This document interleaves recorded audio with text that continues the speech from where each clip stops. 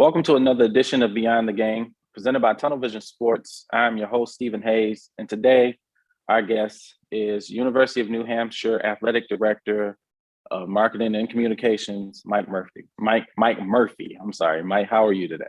Stephen, I couldn't be any better. I appreciate the invitation. It's an honor to be here. No problem, man. I appreciate you for accepting the invitation. And, obviously with what you do and sports is the dominant part of your background, but obviously that's the forefront. That's what we see in the public eye. But how did the Mike Murphy of today become Mike Murphy? I wanted to just get into your background and, kind of give me a lay of the land of how you became the person you are today and in the position you are today. Yeah, how long do we have? No. However long you need. Yeah, it's well, it all starts because sports is in all of our backgrounds. I think everybody you talk to in some way, shape, or form, they love sports, whether they grew up playing sports or just watching sports or absorbing sports, or their parents and family members indoctrinated sports into them. In my case, I grew up playing sports as a little kid, whether it was basketball, baseball. I didn't really like soccer as much, and football, I was afraid of getting hurt. So I didn't play a lot of that sport, but baseball was my big love. And in 8th grade, I realized I couldn't even make my, the Babe Ruth League or whatever the league was called. And my dreams of playing in the major leagues ended pretty early, about 13 years old. So I went to my father and I said, geez, now what am I going to do? I can't be a baseball player. And he goes, you love sports. Have you thought about the people when we watch games on TV, and back then it was ESPN or NBC, those people who you see on TV talking about these games, they're getting paid. That's their job. And I went, wait a minute. And that's when a switch flipped in my head. I've got to find a way to get paid to go to games. And so I started investigating who were the announcers. Bob Costas, who I can't believe is still doing it. He was on NBC. Where'd he go to college? Syracuse University. Oh, okay. Dick Stockton was on TV, Syracuse University, other schools, but more and more Syracuse kept popping up. And I was a St. John's basketball fan, Chris Mullen. And so I hated Syracuse back then. But all of a sudden I realized all these broadcasters go to Syracuse, New York. They're a good basketball team, good football. So from a college perspective, I enjoyed going to games. So I said, I'm going to Syracuse. I'm going to be a broadcaster. And then I just, from then on, went into that as my goal. Went to college as a broadcast journalism major, got out of college and started working for $13,000 a year in radio in the state of New Hampshire. And my wife, who married me 2 weeks before graduation, moved from Naperville, Illinois. So imagine her saying yes to marrying me and then agreeing to move from Illinois to New Hampshire. And I said, don't worry, I'll be here a year or two. I'll be such a great broadcaster. I'll go up to the network and we'll be back home. And here I am talking to you. And that was 1995, Stephen. And in 2022, I'm still in the state of New Hampshire, but I make double what I made back when I got hired. So don't worry about me. I'm fine. And that's a great feat for yourself to me. Obviously, like you said, here you are still here, but the longevity of what you're doing, the important side of what you're doing, but you finding your lane and you understanding what your lane is. And obviously along the way, you've won some awards, correct me if I'm wrong, in the sports broadcast department, correct? Yes, sir. As recent as 2020, if I'm not mistaken. Yeah, so my career started as a broadcaster. And then as things go along, you realize, all right, now what? Are you going to make it? I'm not going to be the voice of the Yankees or the White Sox, teams I really liked. I'm living in New Hampshire. Now we have kids. We're still in New Hampshire. I'm starting to get extra gigs. I realize how much I enjoy doing high school basketball play-by-play. And then look, this University of New Hampshire is down the road. They have an opening for a color commentator on Saturdays for football that my mentor, Jim Janata, invited me to join him midway through the season. I jumped in. Then a few years later, basketball color commentary. I'm starting to realize who these athletes are more and more. And fast forwarding life, I worked in minor league baseball, also in New Hampshire. So my career, I felt like was progressing, Stephen, but I never had to relocate, which I know in this business, you always tell people, be ready to move, be ready to go somewhere else. And the initial plunge I told you about from Illinois to New Hampshire was the big one. Everything else, I've been fortunate enough, those opportunities came because I started here and networked here. Now I still broadcast, but it's not even close to what my job is. You gave the title, Associate Athletic Director for Marketing and Communications for UNH Athletics. So it's a huge umbrella, a ton of things. I'm fortunate that I'm still able to broadcast, but it's no longer the focus of my career, which it was the first decade after college. So with that being said, and you're looking at where you are now, obviously you love what you're doing. How did you feel knowing, okay, this is where I'm going to be. This is where I want to be. This is where I'm going to be. Obviously, you said you told your wife when you first, proposed or got married that it was only going to be a year. Obviously, you move forward. We're still here to 2022. But because you're here, because of everything that you've been able to accomplish, and because you've always moved forward, being able to stay here, how did you feel as that was going? Like, did you still feel any type of a want to be a color commentator anywhere else, or whatever the case may be? Because I mean, just on the human side of things, you have those, okay, well, maybe I want to do this or maybe I don't. But how did you feel as you realized, okay, I'm moving forward, but I'm still here? Yeah, we're all the collection of our experiences. And you're kind to say you've won all these awards. And if you look at somebody's bio page, you show the successes. You don't go through the frustrations of, I can't believe I'm still on radio in Concord, New Hampshire. And now I've got 2 kids and I've been doing it 7 years and I'm not getting better, or at least no one's hiring me to move elsewhere. There's tons of frustrations, right? Success is paved on the road to failure. Tons of failures along the way that I don't throw into my bio page. But yeah, I spent most of my time wanting something else. I should be doing this, jealous of somebody else doing that. And opportunities did come, but you don't know when they're going to happen. The opportunity that got me with UNH happened to be, I mentioned his name before, Jim Janot. He needed a broadcast partner because his had to leave in the middle of October. And I happened to be working in the same building, the morning radio guy. He knew I had passion for what he did. He gave me the opportunity. And then years later, minor league baseball, somebody else who went to Syracuse was the general manager, Sean Smith, of the New Hampshire Fisher Cats, a Toronto Blue Jays team. He gave me a chance to come work for him. I got out of full-time radio and I was the announcer, but then I learned the other aspects, writing press releases, setting up media interviews, learning the PR side, the business side. Minor league baseball is a business. So I was wearing the mascot costume. I was selling tickets year round, or at least attempting to. And so I got to travel buses all over the Northeast and do all that stuff. But again, when I tried to go above, no one else would hire me. And at some point, I really love the college lifestyle. Now, when I say lifestyle, I love following our teams. We had a real successful run of football in the FCS, which was 1AA at the time. Starting in 2004, a year we beat Rutgers, a week after Rutgers beat Michigan State. Then we go to the playoffs and we beat Georgia Southern, and you just get caught up in being part of a team. You're in the travel party. And years later, where I work now, I had to step away from broadcasting to take this job initially. I was hired in the summer of 2010, and they say, okay, well, you're our radio guy for football. You've been doing that for 12 years, but we need someone who's going to be our communications, our sports information director, write game notes, get the broadcast ready, get athletes ready for social media training, but you have to get off the air. And I did it. I said, this is my chance to do something different, still work in sports. And at that time, I didn't know if I'd ever broadcast again, Stephen. I really didn't. Subsequently, in year experience, I'm a PA, a gymnastics meet, or broadcast hockey, which I had no experience in earlier, but now that's my primary radio job, doing a podcast for UNH Athletics. Anytime I get a chance to use my background and talk like this, I'm all about it. But it's such a small part of what I do because I wanted to make sure I didn't become obsolete and just a master of one thing. I had to make sure I learned as much as I could, said yes to as many different opportunities, and I haven't regretted it because I really love coming to work every day. And that here at UNH, as I'm sure you'll find from talking to other people working in college athletics, no 2 days are alike, and you really feel like you're part of a culture and a family. And I've learned that just in sports media in general, no 2 days are alike. It's so much always happening. It's so much that you always have to be prepared for.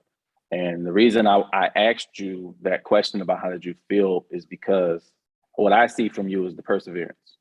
what I see from you is, yeah, okay, you got the accomplishments on the bio, but I understand being in the sports media world now, I wholeheartedly understand there were some tough roads along the way, right?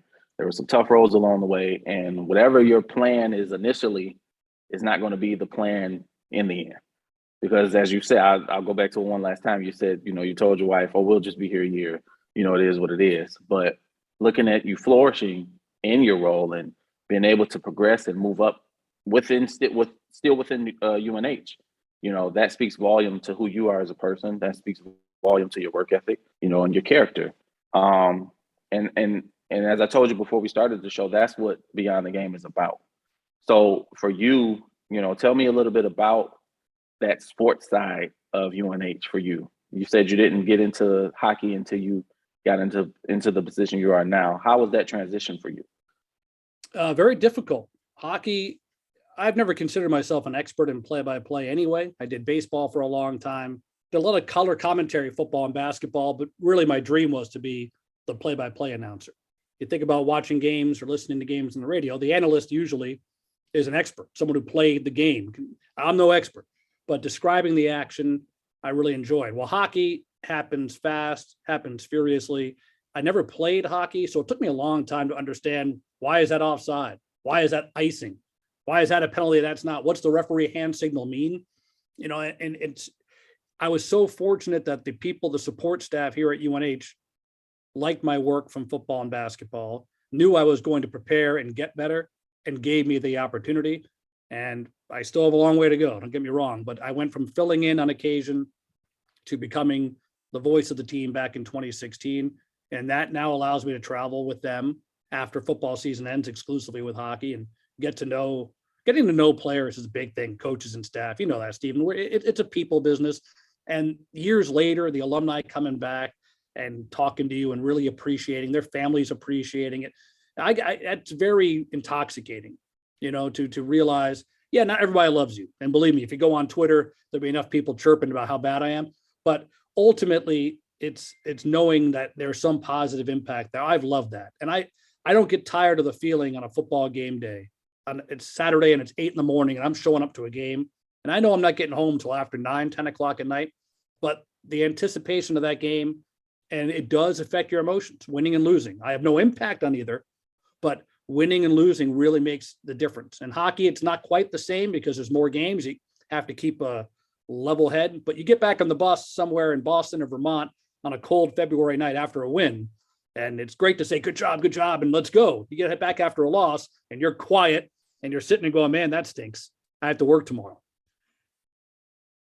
And I wholeheartedly understand that. And as sports in general, like you said, hockey, and I can even say baseball, with the more games, obviously longer seasons, you don't get as frustrated as you would with football, because football is such a short, and it's like you get so excited, you get so ramped up for college or professional football, and then in the blink of an eye, you realize the season is about to end because it's such a short time. But for you, we talked about this before we started the show, so I got to touch on it. Obviously, you're a diehard Jets fan. What are you hoping for in the upcoming season for the New York Jets? What is a win for you as a diehard Jets fan? For as the season, just the season in general, what is a accomplished season for you? I hope they don't ruin my Sundays as much as they do. It has become something where, of all the sports teams I love, and I go across the board New York teams. My parents both grew up in New York City, and I grew up in Connecticut, but the Jets are the one that they really refuse to give me happiness.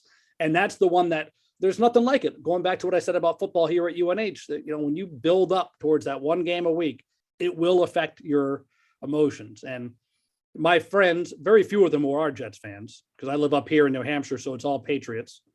If I could go back in time and I realized in 1995 when I was moving here, I was going to stay here, maybe I would have said, okay, I'll try these Boston teams. But as a New York guy, I couldn't do it. I could go anywhere else and probably adopt the local teams, but could never adopt these teams. And I've watched the Patriots dynasty, the Red Sox, the Celtics, the Bruins, everybody against my teams. But Jets winning 5-6 games, that's 5 or 6 weeks. I feel really good about it, because much like Charlie Brown always thinks Lucy's not going to move that ball when he's kicking, I know it's coming, but I still get my hopes up, and then I'm a jerk to be around and miserable. And yet what I've done that makes my Facebook friends happy is after every Jets game, I take a selfie. I'm not big on social media, but I take a selfie with the final score of the Jets game in the background, and my face tells the story.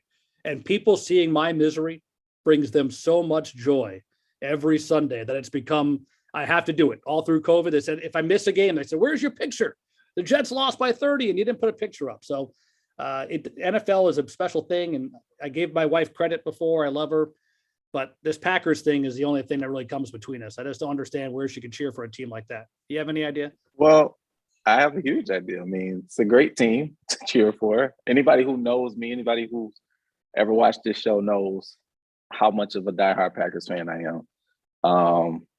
I have Packer memorabilia I've never even touched. I told you about my Reggie White jersey, but I also have some hats and things. Like I have two Packers construction hats that my wife just found, not in the construction, but she looked at me and she was like, where did these come from? I didn't even remember. And I just thought of us, no, my brother got those for me. I think for me, as I've gotten older, I've become more of an unbiased fan. So I was wholeheartedly ready for the Packers to move on from Aaron Rodgers. Before, I don't listen to the media. I don't care about, what the media puts out because I know it's going to always be misconstrued. That was just me saying, okay, you didn't get it done, and this was probably the best time to get it done. For me, regular season wins they're only regular season wins. Obviously, when you get to the playoffs, it's 0-0, you got to start over. And that San Francisco loss in the divisional this past season, that gutted me because not only the loss, but the play. Just, I'm like, okay, everything was on our side from the weather to the bye week. Like we had everything rolling, but it just didn't work in our favor. So, when the Packers moved on from Davante Adams, I was just kind of like, whoa, because I realized, okay, this is what we're going to do. And what is it, April? So I'm hopeful that I would rather go through the turmoil now than to be in September and October and we're losing a Davante Adams or something. So we have more than enough time to make this up. I'm not sure if your wife is feeling the same way as me, but I'm confident we have more than enough time to make this up. I just feel like you, no, it's different because I'm sorry, but it is different because we do win in the regular season. But what you feel in the regular season, I feel in the playoffs. And I just, and it's not me going on a rant. I don't bash the team or anything. It's just, I'm not saying that about you. I'm just saying it's just like, okay, well, this is what it is. So I'm interested to see how we can make this up because you're not going to be able to replace Davante Adams, but I'm very interested to see how we can become that team again because you're not obviously going to restart now that you have Aaron Rodgers signed for another 4 years. Well, I have a soft spot for the Packers. I was kind of teasing about my wife, but I can tell you more than 30 years ago when I met my wife, I told you her hometown, Naperville, Illinois. It's right near Chicago. So right in the heart of Chicago Bears country. I'm in high school. And I find out after, we've been dating for a bit, her parents owned right there in Chicagoland, a Green Bay Packers sports bar, which back in the days before DirecTV, Packers fans from all around would gather and pack this place every Sunday. And this is Don Mikowski as the quarterback. Packers are finally starting to win. And then this Brett Favre came along. And Brett Favre was my wife's guy. I mean, he could do no wrong, even as Brett Favre would be the roller coaster ride. And then one year we were both cheered for the same team is when Brett Favre came to the Jets after that ugly divorce. I bring all that background up because it took a long time for my wife and other Packer fans to say, what? I can't believe we're giving up on Favre for this Rodgers guy. And who's to say that Love won't be the next? Now, everyone seems to have an opinion, but until he gets in there, our old football coach used to say, you don't know how the tea tastes until that tea bag goes in the hot water. So absolutely, we haven't seen Love in the hot water yet. And I'll say this about Rodgers. I respect him as a player. It just seems the narrative is always when they win, it's because of him. And when they lose, it's always somebody else's fault. Maybe he doesn't paint it that way, but he gets a free pass a lot when things don't go well for Green Bay. I can agree to that. I think it's more so that's why I was ready to move on. Not his play. Obviously, he's one of the best quarterbacks to ever play the game. It wasn't that. It was just like, okay, well, if you have one of the best quarterbacks to ever play the game and we still can't get to the Super Bowl, something's not right. So, and yeah, unfortunately, the other teammates suffer much of the blame when you look at the situation. You got to understand what happened. Now, me personally, if you're going to put Aaron Rodgers as the captain of that team, the team is only going to go as far as the captain goes. So I'm not here to question his performance in the playoffs, but I do know if he wasn't up to par with his play, the team wasn't going to be up to par with theirs. And obviously, that was one of the games my wife knew. She didn't even. This is how bad it was. She didn't even know I was watching the game because I was so quiet. I'm talking about even when they did something, a good stop or whatever they did, I was just quiet because I knew in my gut, I was like, this is not, if you're struggling with San Francisco this much, it's not going to work. It's just not going to happen. So, my father always messes with me. He always tells me, you've been spoiled. I've been a Green Bay Packers fan since I was 8 years old. So Brett Favre was at the helm. And then along comes Rodgers and he looks at me and he laughs. He's like, you had two quarterbacks your whole life. Like, how can you get upset about that? So I wholeheartedly understand where you're coming from. And then if it makes you feel any better, that 1 year with Favre, I was rooting for the Jets because, yes, I was rooting for the Jets because I do like Brett Favre, but I just couldn't find myself to root for the Minnesota Vikings. It was no way I was going to root for the Vikings. Exactly right. There are boundaries. Some boundaries. And I can't cross that one. But I wanted to talk a little bit about UNH hockey. Obviously, things didn't go as well as you would like for this past season. But what are you looking forward most to for the hockey season and the football season for the upcoming season? What is it most that you're looking forward to? We could start with the hockey season. Sure, hockey, and I'm sure a lot of your audience probably will have to Google search UNH or even New Hampshire in the first place to find us. But from an athletic standpoint, from college sports standpoint, going back generations before even I was here, hockey was the sport of the school. And there was a long stretch where they would sell out every game as well. The Washington football team comes to mind because when I was growing up in the 80s, they had sellouts every week. And now people hate Dan Snyder. Now, I don't want to compare UNH hockey to that, but the sellout streaks and the waiting lists and the glory days have moved on, but it's still a passionate fan base. And when we win, I'll say we, because I work here, I wear the blue and white colors. We're the obnoxious fans who travel well and will jump on the bandwagon like the Cowboys, annoying. You see it in the crowd. And our fans have been starving for a winner. Our head coach, Mike Souza, played here. He played here in the glory days when we went to the national championship game in 2003. Actually, sorry, he played in 99. We went to two championship games. The one in 99 is one we can't talk about, though, because you think about the arch rival of the University of New Hampshire, that's the University of Maine. All right, so the Maine-New Hampshire rivalry is the Alabama-Auburn, Ohio State, Michigan. And sure enough, the 1 year UNH makes the national championship game in Anaheim, California, in overtime, lost to Maine. Oh, my goodness. Well, that's kind of so UNH has stood for University of No Hardware because we've never won that championship and Maine got us. So it's almost like what Coach K was going through now with Duke losing to Carolina at the end, except we never won it. And Coach K at least has wins. So the foundation is there. The passion is here. Hopefully the wins will start coming. That's what I'm looking forward to. We're actually renovating the Whittemore Center, the home rink, to change the ice surface. The ice surface had been the Olympic size, which is bigger ice, because back in the 1990s when they built the place, they thought speedy, fast, that's the way of the international game. But what they're learning in the recruiting battles, and recruiting is always a battle, is future NHL players want to play an NHL size rink. So we're changing to the dimensions. We think that'll help, in addition to a great campus, terrific business school, and everything else that goes along, that will get that top notch level recruit. Football, our best player of all time, a guy named Rick Santos, was an award-winning quarterback, set records.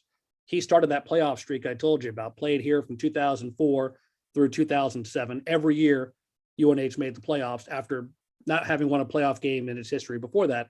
He's the head coach. It's his first year taking over from a legend in Sean McDonald, who retired in November. So we're in the middle of spring football. On April 15th, we'll have our spring game to end the camp. But things are being tweaked. Things are different. There's an energy. There's a vibe. And we had a real bad season. We won our first 3 games, lost our last 8. And we have not had a year like that in over 20 years. So there's some hurt pride. And everyone from the freshmen up to the seniors has this mission. So I'm really looking forward to getting those guys back in the field, open up September 1st, because there's a lot of go prove it, right? People are saying this about you. Your record is what your record is. And I Absolutely. know this group is ready to get. I can't wait. And I don't want to rush our summer, but in our life where the sports get back together, I can't wait to ramp up again in the fall. And I appreciate that. And like I said, we wish the best for both, the hockey and the football teams. And something on the show that we do, Mike, is we ask every guest to leave some words of encouragement for anyone, whether you're wanting to be in sports, you want to be a doctor, lawyer, whatever you want to be in life. And what if I was to ask you to leave some words of encouragement today? Well, I am asking you, what would those words of encouragement be?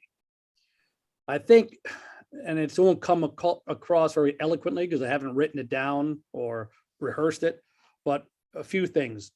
Number one, well, my father taught me one thing, and I didn't take his advice. He said, never live west of where you work, because you drive in the sun both ways. So take that part out. All right. Because I live west of where I work and I drive in the sun every darn morning. But no, one of the other things he said is, whatever you choose to do in life, have passion for it. So when you put your 2 feet on the floor and you start your day, be excited about what you get to do and not say, oh my gosh, I have to do something. That's the thing. And I have never regretted for a day getting up for work here at UNH Athletics. And my kids don't like sports.